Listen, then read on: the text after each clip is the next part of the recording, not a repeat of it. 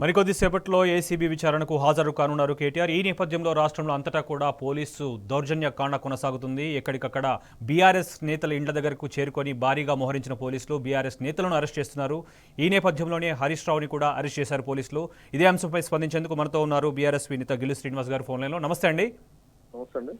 ఇవాళ చర్చ పెట్టమంటే పెట్టకుండా ఒక నాంచివేత ధోరణి చేసి డైవర్షన్ పాలిటిక్స్ చేస్తున్నటువంటి ఈ కాంగ్రెస్ ప్రభుత్వం మరికొద్దిసేపట్లో ఏసీబీ విచారణకు హాజరు కానున్న కేటీఆర్ను కూడా ఇవాళ బీఆర్ఎస్ శ్రేణులు అంతా కూడా ఒక ఆత్మస్థైర్యం కోల్పోయేలా ఇండ్లకు భారీగా మోహరించి ఇంటి దగ్గర హౌస్ అరెస్టులు చేస్తుంది.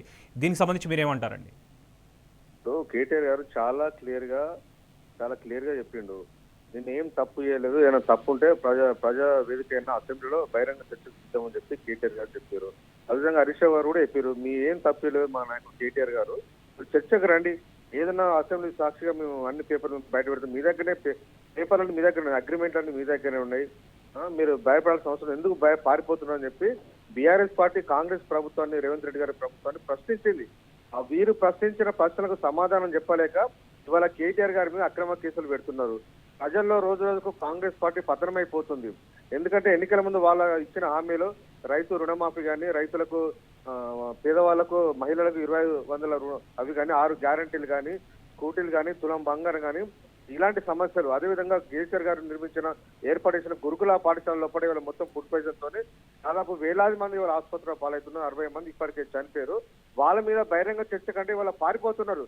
బీఆర్ఎస్ పార్టీ, కేటీఆర్ గారు, కేసీఆర్, హరీష్ రావు గారు వీళ్ళు నిరంతరం ప్రశ్నిస్తున్నారు. కాబట్టి వీళ్లకు భయపడి వీళ్ళని తట్టుకోలేకనే ప్రజల తరఫున వీళ్ళకి సమాధానం చెప్పలేక ఇవాళ కేటీఆర్ గారు అక్రమ కేసు పెడుతున్నారని చెప్పి నిన్న హరీష్ రావు గారు మా పార్టీ క్యాలెండర్ ఆవిష్కరణ సందర్భంగా మాట్లాడారు.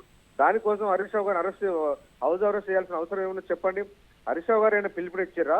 రేపు ఏసీబీ కేసును బట్టి రాష్ట్ర వ్యాప్తంగా కార్యకర్తలందరూ తరలిరండి, ఏసీబీ ఆఫీస్ ముట్టడిస్తామని చెప్పారా? పోలీస్ స్టేషన్ ముట్టడించమని చెప్పి హరీష్ రావు గారు చెప్పారా? ఎందుకు హరీష్ రావు గారు హౌస్ అరెస్ట్ చేసి చెప్పాల్సిన బాధ్యత ఇవాళ ప్రభుత్వం మీద ఉన్నది. ఎన్నికల ముందు ఏమన్నారు? ప్రజాపాలన కొనసాగుతూ ఎవరైనా ప్రశ్నించే హక్కు మీకు అందరూ స్వేచ్ఛ ఉన్నది, ఫ్రీగా ఉండాలని మాట్లాడారు. ఇందిరా పార్క్ ఓపెన్ చేసామని చెప్పారు. ఇందిరా పార్క్ ఓపెన్ చేసి మొత్తం బీఆర్ఎస్ పార్టీ నాయకుల ఇళ్ళన్నీ వాళ్ళ మొత్తం మీద క్లోజ్ చేసి పెట్టే కార్యక్రమం ఈ రాష్ట్రంలో కొనసాగుతూ ఉన్నది. దీన్ని ఓపెన్ చేసినట్టు ఎట్లయితుంది? నిర్బంధకాండ కొనసాగుతున్నది రాష్ట్రంలో. శ్రీనివాస్ గారు, మీ పార్టీ వర్కింగ్ ప్రెసిడెంట్ స్వయానా మీడియా ముఖంగా కూడా చెప్పారు, నేను ఏసీబీ విచారణకు హాజరవుతానని చెప్పేసి.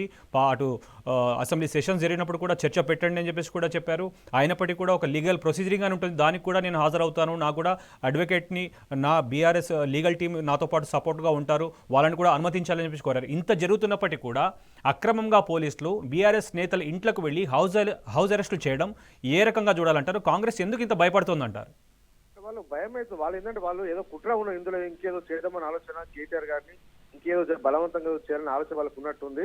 ఎక్కడ హరీష్ రావు గారు స్పందిస్తారో, ఎక్కడ బీఆర్ఎస్ పార్టీ శ్రేణులు స్పందిస్తారో అనే ఉద్దేశంతో వాళ్ళ హరీష్ రావు గారిని, అదేవిధంగా మిగతా బీఆర్ఎస్ శ్రేణులు ఎక్కడికక్కడ నిర్బంధం చేసే కార్యక్రమం ఈ రాష్ట్ర పోలీస్ యంత్రాంగం కొనసాగుతుంది. అందుకనే వీళ్ళ ముఖ్యమంత్రి గారు హోంశాఖను తన దగ్గర పెట్టుకున్నాడు.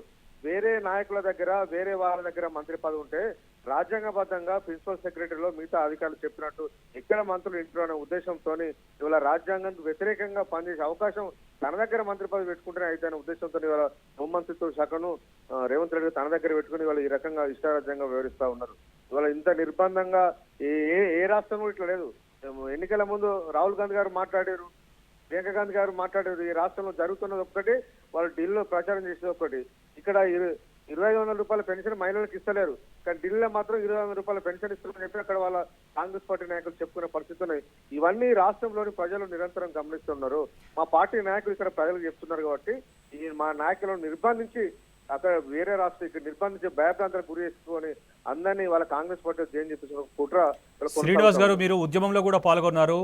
ఇతర పార్టీలది లైక్ బీజేపీ కావచ్చు, కాంగ్రెస్ పార్టీ కావచ్చు, వారి పార్టీ ఎజెండాలు వేరే ఉంటే మీ బీఆర్ఎస్ పార్టీ ఎజెండా మాత్రం కేవలం తెలంగాణ రాష్ట్ర అభివృద్ధి లక్ష్యంగా సాగింది.